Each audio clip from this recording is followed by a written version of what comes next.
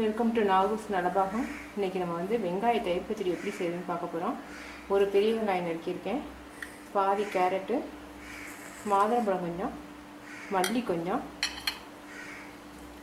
தயிர் வந்து நல்லா கெட்டி தயிராக எடுத்துக்கணும். பால் வந்து தண்ணி விடாமல் நல்லா காய்ச்சி ஆற வச்சு ஊற்றுனீங்கன்னா இந்த மாதிரி ரொம்ப கெட்டியாக இருக்கும்.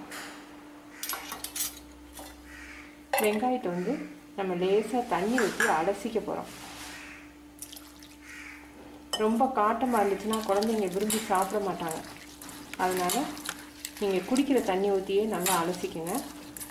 ஏன்னா நம்ம அடுப்பில் வைக்க போகிறதில்ல, அதனால் வந்து மினரல் வாட்டரை ஊற்றி அலசிக்கின்றோம்.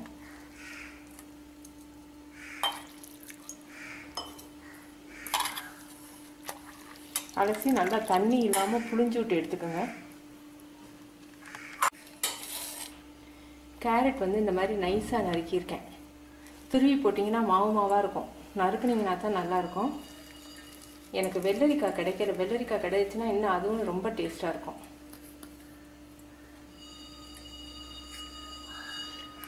மாதுளம்பழம் கொஞ்சம் எடுத்துக்கோங்க,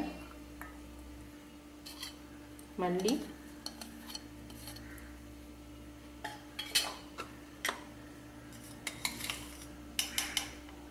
தேவையான அளவுக்கு உப்பு சேர்த்துக்கோங்க.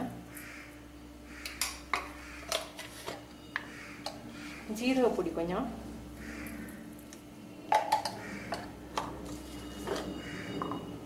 மிளகு கொஞ்சம். நான் வந்து பச்சை மிளகாய் சேர்க்கல. நான் பிரியாணிக்கு வந்து தயிர் பச்சடி செய்கிறேன். பிரியாணி உரப்பாக இருக்கிறதுனால நான் இதில் உரப்பு சேர்க்க விரும்பினேங்கிறதுனால பச்சை மிளகாய் சேர்க்கலை. சப்பாத்திக்குன்னா நீங்கள் சேர்த்துக்கலாம் வேணும்னா.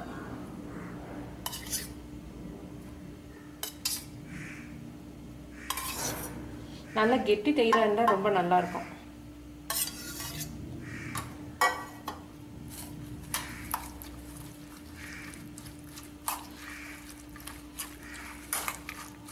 இது சும்மா சாப்பிட்றது கூட ரொம்ப டேஸ்ட்டாக இருக்கும். முந்திரி மாதுளம்பழம் கேரட்லாம் சேர்த்துருக்கிறதுனால.